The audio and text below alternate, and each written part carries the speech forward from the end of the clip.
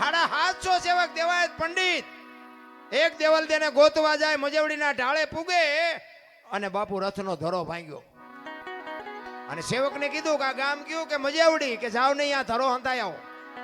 ત્યાં દેવ તણખીની બાપુ કોડ અને અહીંયા આવીને કીધું કે ધરાને હાથી દો. દેવ તણખી ના પાડે છે કે ભાઈ આજ તો મારા 11 નો હકતો છે.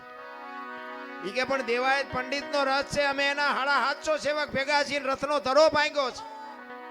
ઈ કે દેવાયત પંડિતનો હોય તો ભલે ને ગમે એનો હોય તો ભલે, આજ હું કોડ નો માંડું. ઈ કે પણ કાંઈ કરતા ઈ કે તમારા ગુરુ જો આવીને કદાચ દેવાયત પંડિત આવીને ઘણ ઉપાડે તો કે હાથી દઉં, બાકી હું નહીં ઉપાડું. દેવાયત પંડિતને આવીને કીધું કે આવી રીતે એમ કે છે 11 નો હકતો છે ને હું નહીં હાથી દઉં. આવ્યા દેવાયત પંડિત, ઈ કે તમે ઉપાડશો ઘણ? તો કે હા. એ ધરો ધખાવા મૂક્યો અને લાલ ચોળ જેવા બે ઠેબા કરીને આમ મેરણ માથે મૂક્યા અને કીધું કે મારો કા.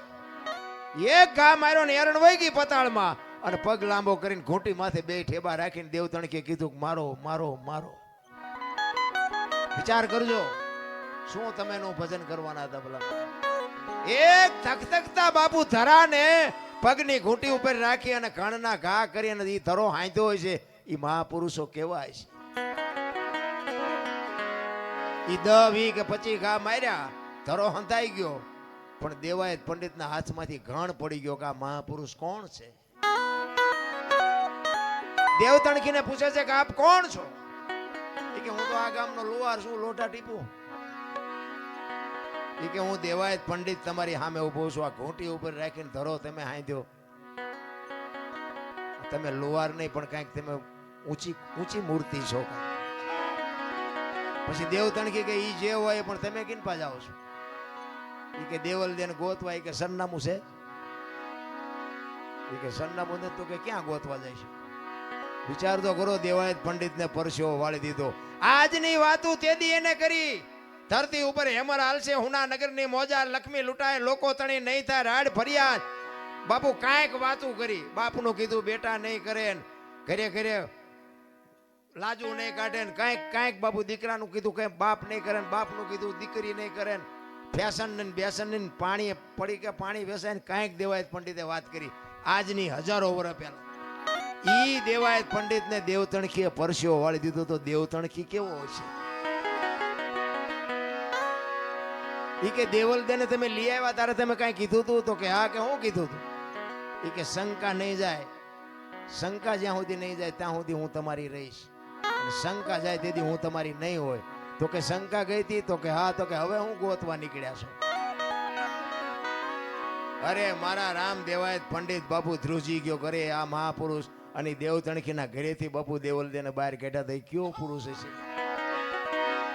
શું આપણે વાત કરી ભલામણા ભજનની? ભજન તો ઉગે પણ વાવતા નથી આવડતું.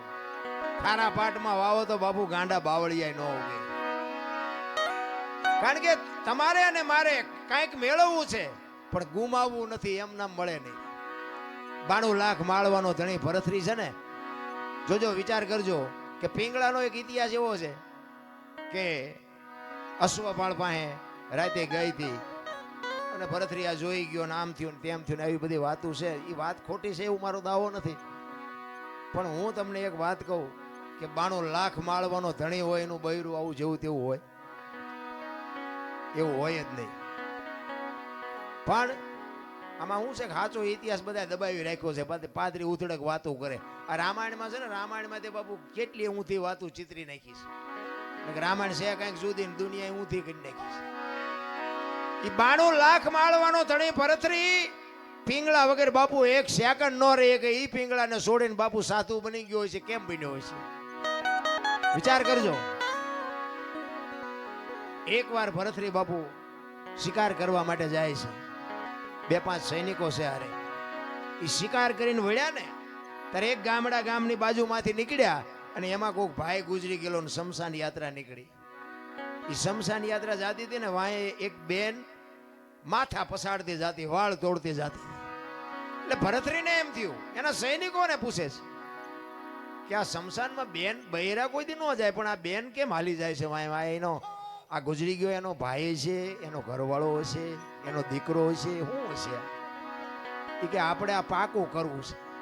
એ શમશાન હતું ને ત્યાંથી આમ આગા ઘોડા ઊભા રાખીને જોવે છે કે શું થાય છે. એ લાકડા બાકડા ગોઠવીને ભાઈને ગોઠવી દીધો અને બેન બધાને કગરે છે કે મને જવા દ્યો, હવે મારું 17 વયું ગયું, મારે આ દુનિયામાં જીવીને હવે શું કામ છે. એટલે કોઈ છોડતા નથી ને પછી બેન ને બાપુ સત ચડ્યું ને એ જણના હાથમાંથી ચોંટ મારી નીકળી જાય, હળગતી અગ્નિમાં બાપુ એ દીકરી વહી ગઈ અને ભાડ ભાડ ભાડ ભાડ મંડી હળગવા. એ દીકરી હળગ દીધી પણ ભરતરી ઘોડા ઉપર બેઠો બેઠો પાણાની મૂર્તિ જેવો થઈ ગયો કે આહા, જીવતા જીવ આ દીકરી હળગી ગઈ, આ કેટલો પ્રેમ હશે. ને એક ભાઈને પૂછ્યું કે આ ગુજરી ગયું એ કોણ હતું? એ કે બેન જે હળગી ગયા ને એના ઘરવાળા હતા. ભરતરીને વિચાર થાય કે આહા, પતિ પત્નીનો કેટલો પ્રેમ, જીવતા પોતાનું દેહનું બલિદાન કરવું આ કેવડી મોટી વાત. એને બાપુ ક્યાંય હક નથી. ભરતરીને ઘરે આવ્યો, ઘરે આવીને બાપુ આમ સોફા ઉપર બેહી, હિંડોળા ઉપર બેહી અને વિચાર કરે છે. પિંગળા પૂછે છે કેમ આજ કઈ બોલતા નથી, પાણી લઈ આવું, ચા લઈ આવું, જમવા લઈ આવું? એ કે પિંગળા આજ મેં એક સપનું એવું જોયું ને, એક ચિત્ર એવું જોયું કે મારું મગજ હજી કામ નથી કરતું. પિંગળા કહે છે કે એવું શું તમે જોઈને આવ્યા છો કે તમને હક નથી, તમે તો રાજા છો? એ કે વાત હાજી, પણ એક ગામની બાજુમાંથી અમે નીકળ્યા ને એ એક ભાઈ ગુજરી ગયા હતા અને એના ઘરવાળા એની પત્ની હતી ને એ ભાઈને હળગાવ્યો ને હળગતી અગ્નિમાં બાપુ એ દીકરી ભડ ભડ ભડ હળગી ગઈ. હું તો જોઈ રહ્યો, મને હજી મારા હૃદયમાં બાપુ ચેન નથી પડતું. અને પછી પિંગળા કહે છે કે અગ્નિ મૂકી હતી કે એની હાથે પ્રગટ થઈ હતી? કે ના, અગ્નિ તો મૂકી હતી. તો એ તો 3જા નંબરનો પ્રેમ કહેવાય, એમાં શું મોટી વાત હતી. જોજો ઇતિહાસ એમ નામ ન બને. ઈ અગ્નિ જો મૂકી હોય તો ઈ 3જા નંબરનો પ્રેમ કહેવાય. અને ભરતરી વિચાર કરતો તો હારો 2જા નંબરનો કેવો હોય છે, 1લા નંબરનો કેવો હોય છે? એ પિંગળાને કહે છે કે તો મને આ તમે મને ખુલાસો તો કરો, આ 2જા નંબરનો પ્રેમ કોને કહેવાય, 3જા નંબરનો કોને કહેવાય? ત્યારે એમ કહે છે કે અગ્નિ આપી ની 3જા નંબરનો છે અને જમણા પગના અંગૂઠેથી એની હાથે પ્રગટ થાય ને એ 2જા નંબરનો છે. તો કે 1લા નંબરનો? કે 1લા નંબરનો પ્રેમ ઈ છે કે પોતાની પત્નીને એનો ધણી ગુજરી ગયો એવી વાત જ્યાં કાને પડે અને શ્વાસ અંદર હોય તો બહાર નો નીકળે ને બહાર હોય તો અંદર નો જાય ને ખોળિયામાંથી જીવ નીકળી જાય, આનું નામ 1લા નંબરનો. હવે આવું આપણા બૈરા કે એટલે આપણા બૈરાને પૂછ્યું કે ન પૂછ્યું તું મને કેટલા નંબરનો કરે છે? આપણે કઈ હારા તો એટલા બધા નથી જ તે.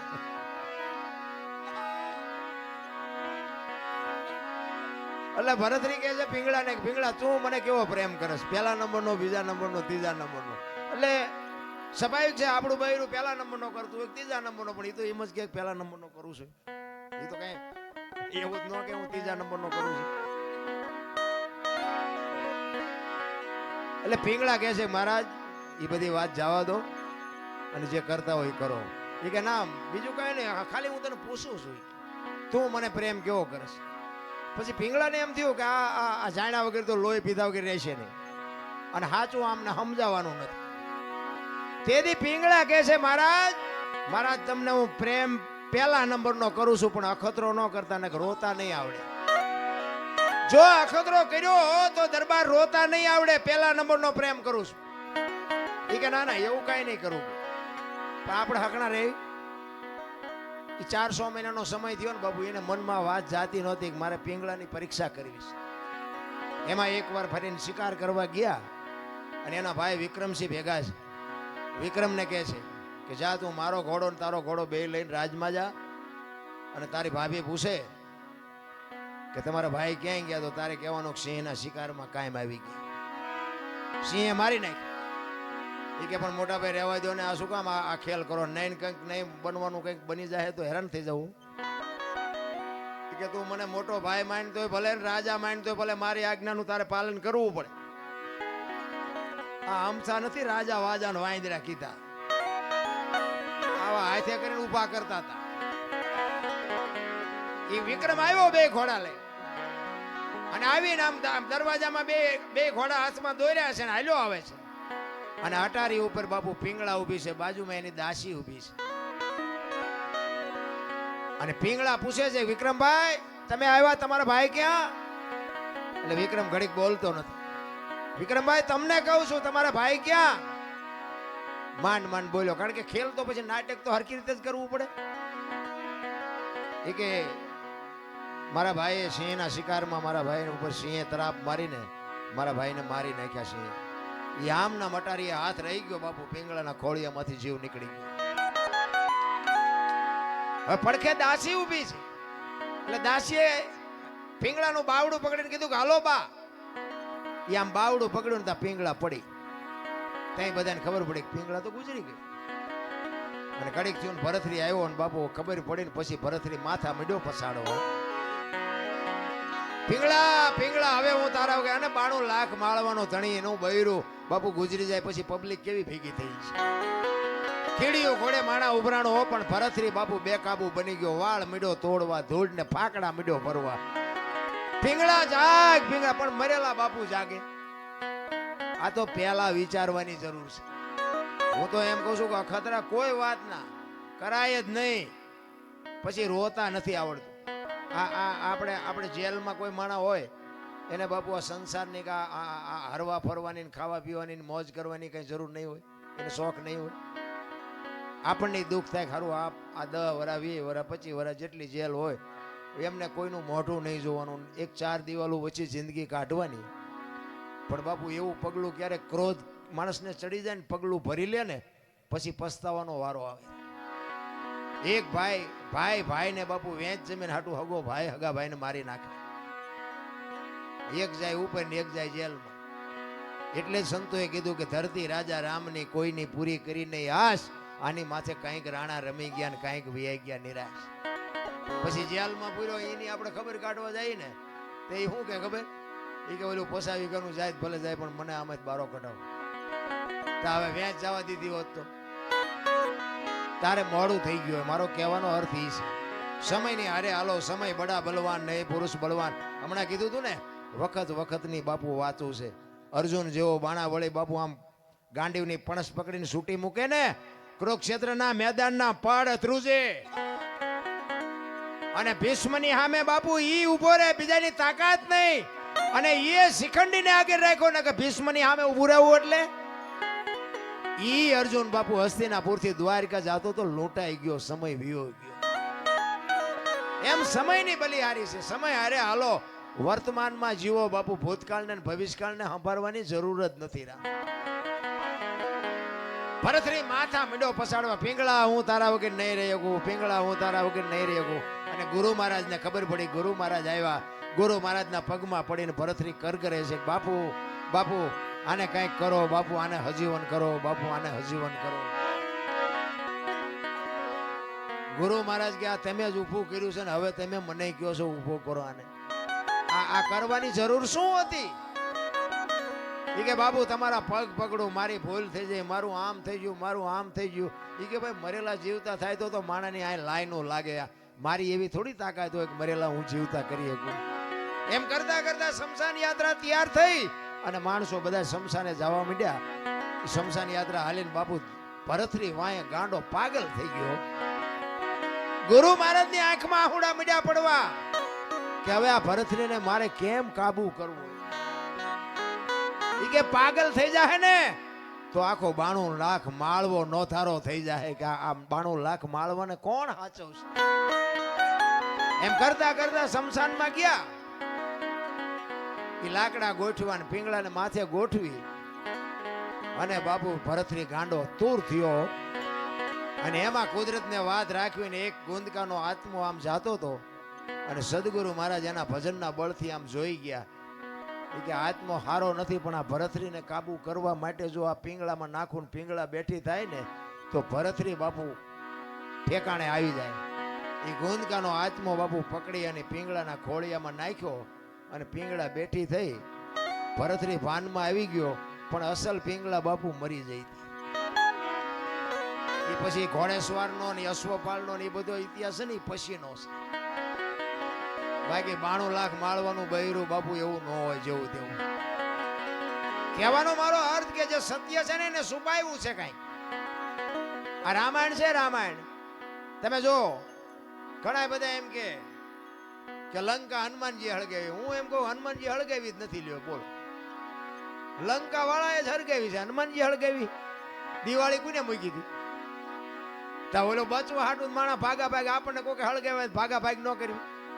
ગોદડા એમને જ વીટાડ્યા હતા, તેલ એમને રેડ્યું હતું, દિવાળી એમને મૂકી હતી. હનુમાનજી તો બચવા હાટું ભાગ્યા. હવે ગોદડા હળગતા વેરાણા લંકા હળગી, એમાં હનુમાનનો વાંક શું? હનુમાનજી લંકા હળગાવી, હનુમાનજી હળગાવી જ નથી. અને આખી દુનિયાને ખબર છે પાકું કોઈ કરતું જ નથી. બીજી વાત તમને કરું કે સીતાજી જનક મહારાજની દીકરી મિથિલા નરેશ હવે શિવ ધનુષનું ઘોડો ઘોડો કરીને ફરતા હતા. અને પછી જનક મહારાજ જોઈ ગયા કે હવે આ શિવ ધનુષ ને મારી દીકરી જો ઘોડો ઘોડો કરીને ફરતી હોય તો આના મૂર્તિયા હાટું શું? આના માટે મૂર્તિઓ મારે કેવો ગોતું? એટલે પછી સંયમવર રચવાનું નક્કી કર્યું કે આ ધનુષને જે ભાંગે એને મારી દીકરી વરમાળા પહેરાવે. હવે ઈ સંયમવર રચ્યો ને એમાં કે રાવણ હતો એવું કહે છે. હાચું ખોટું મારો રામ જાણે હો. ઈ રાવણ થી કે ચોખા જેટલું ધનુષ હેલ્યું નહોતું. હવે એનેથી ચોખા જેટલું ધનુષ નું હેલ્યું તો વનમાંથી સીતાજીને આખે આખા ઉપાડી ગયો. આનું શું કારણ? આખે આખા સીતાજી ઉપડે. સીતાજી ઘોડો ઘોડો કરીને ફરતા હતા. ઈવડું ધનુષ રાવણ હલાવી ન હોય. અને વનમાંથી જેથી લક્ષ્મણ રેખા ઓળંગી ગયા અને સીતાજી આખે આખા ઉપાડી ગયો. આપણને માયનામાં આવે. પણ આમાં એક વાત પડી છે. ભોળાનાથ અને પાર્વતી બે જયારે હિમાલય ઉપર હતા ને ત્યારે પાર્વતીમાં વિષ્ણુ ભગવાનને અહીંયા બેહવા માટે ગયા અને વિષ્ણુ ભગવાને મકાન બનાવ્યું હતું. એટલે લક્ષ્મીજી બધું બતાવવા માંડ્યા, જો અમે મકાન બનાવ્યું, અહીંયા અમારે જમવાનું, ના અહીંયા અમારે રહેવાનું, ના હુવાનું, ના રસોડું, ના ફલાણું, ના ફલાણું. બૈરાનો સ્વભાવ હોય, ઘરમાં કંઈક વસ્તુ લાવે આજુબાજુ બૈરા ભેગા થઈને બધું દેખાડે. એટલે પાર્વતીને કહે છે કે મેં આ બધું બનાવ્યું અને તમારે દીકરા મોટા થયા કે મકાન બકાન કઈ કરવા નથી. એ કે આ તો અમને હાય વિરુદ્ધ નહીં હતા. પાર્વતી ઘરે આવીને ભોળાનાથને કહે છે કે પ્રભુ મકાન આપણે નથી કરવું, આ છોકરા મોટા થઈ ગયા. ભોળાનાથ વિચાર કરે ખરું મકાન નું અત્યાર સુધી કોઈ ધ્યાન મગજમાં આવ્યું જ નહોતું, અત્યારે ક્યાં આવ્યું? એટલે કે વિષ્ણુ ભગવાનને અહીંયા બેહવા ગઈ હતી, એમને કે સુંદર મજાનું મકાન બનાવ્યું કે આપણે નથી બનાવવું. એટલે કે એ વાત સાચી તમારી, પણ કે આપણી પાસે પૈસા નથી. હું તમને ભભૂતિ આપું, ભભૂતિ લઈને જાઓ વિષ્ણુ ભગવાન ભાઈ એના બરોબર હોનું લઈ આવ્યો અને હોનું વેચીને આપણે મકાન કરીએ, કારણ કે આપણી પાસે પૈસા છે નહીં. ભોળાનાથને ખીસું જ નહોતું, પૈસા ક્યાંથી હોય રાખવા જ. એટલે ભભૂતિ આપીને એટલે પાર્વતી કહે છે કે આટલી ભભૂતિમાં કેટલું હોનું આવશે? કે પણ લઈ તો જાઓ, એટલું તો લઈ આવો, પછી કંઈક આગળ જોઈશું. એ ભભૂતિ લઈ અને પાર્વતીમાં ગયા છે અને ત્યાં જઈ અને પછી કીધું કે આના બરોબર અમને હોનું આપો. હવે સાબડા મૂક્યો, ભોળાનાથની ભભૂતિ ઊંચી થાય. બાપુ હોનાના ઢગલા મીડ્યા કરવા હો, ગાડા ભરી ભરીને હોનું મીડ્યું જવાનું, સાબડું ઊંચું ન થાય. હવે અહીંયા ઢગલે ઢગલા થયા હોનાના. પછી કે આટલું બધું હોનું જતા ઈંટું પાણાનું શું માથાકૂટ કર્યું? હોનાનું જ બનાવાય નહીં. એ હોનાનું મકાન બનાવ્યું અને વાસ્તુ પૂજન કરવા માટે તેથી સારામાં સારો વિદ્વાનમાં વિદ્વાન બ્રાહ્મણ રાવણ, એ રાવણને બાપુ અહીંયા વાસ્તુ પૂજન કરવા માટે બોલાયો. એ વાસ્તુ પૂજન કર્યું ને પછી ભોળાનાથને તો ખબર, એ તો બાપુ ત્રિલોકનો નાથ, એને ન ખબર હોય. એટલે પેલા પાર્વતી પાસે ગયા કે આ ભૂદેવને શું આપશું આપણે દક્ષિણામાં?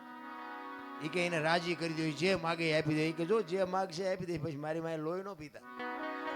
કારણ કે હવે આપણું આપણે એક પ્લાસ્ટર કર્યું હોય તો બૈરું રાજીનું રેડ થઈ જાય, બદલે આખું હોનાનું મકાન એટલે બૈરું રાજી કેટલું હોય. એ કે એને જે જોઈએ આપી દો, પણ એનું મન છે જ નહોતું ભાઈ. એ કે વાંધો નહીં. અહીંયા ગયા, રાવણને કીધું ભૂદેવ બોલો હું આપું?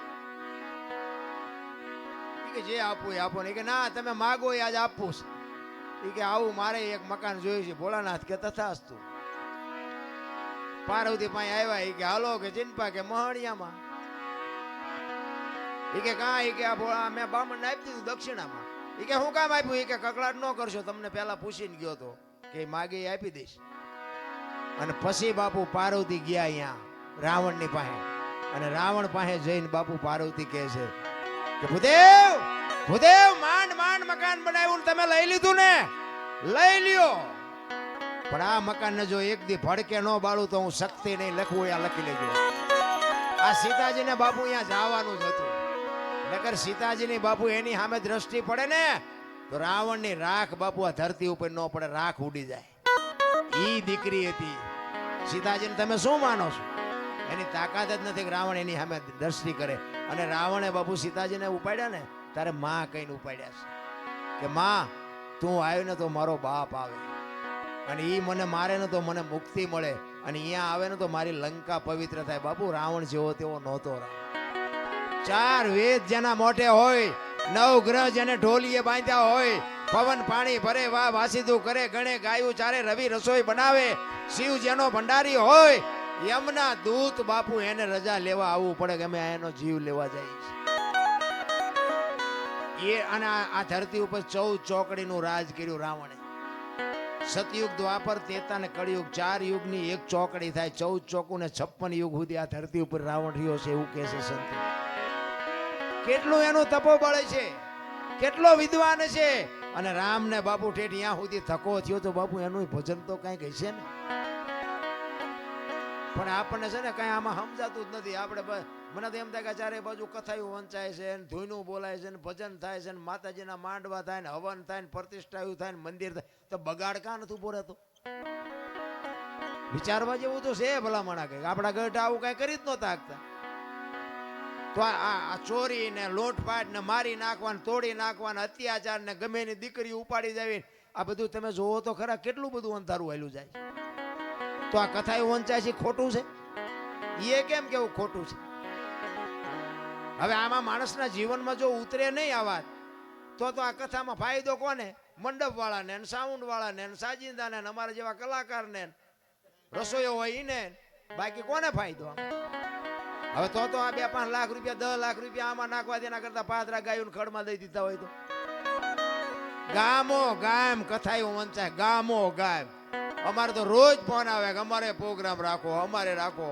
અમે પછી કહી દે કે આટલા થાય છે, કથાયું કરો જે કરો એ. અરે બધું ડીંગો ડીંગ હાલે ભલામણા.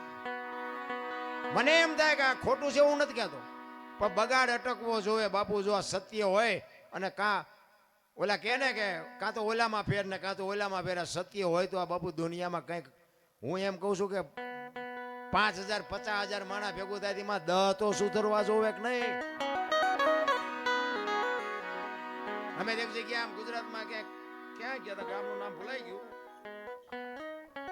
કથા એટલે અમે જોયું કે કથા છે, એમ ગાડી આંકતો એ વખતે. એટલે અમારે થોડોક ટાઈમ હતો, કીધું હાલો ને આપણે કથામાં જઈને બેહી. હવે એમ અહીંયા બેઠા ને કથા ચાલુ હતી ને એમાં 2 જણા બાજ્યા. બોલો, હવે કથા ચાલુ હોય એ વખતે જો બાજે માણા તો એમાં બહાર તો કઈ મગજમાં ઉતરે જ છે. એમાં એકને દવાખાને લઈ જવો પડે. બોલો, હવે આમાં પતિ જો હોય તો કથાના માંડવાનું શું થાય ને ઓલા વક્તાનું સાજિંદાનું શું થાય?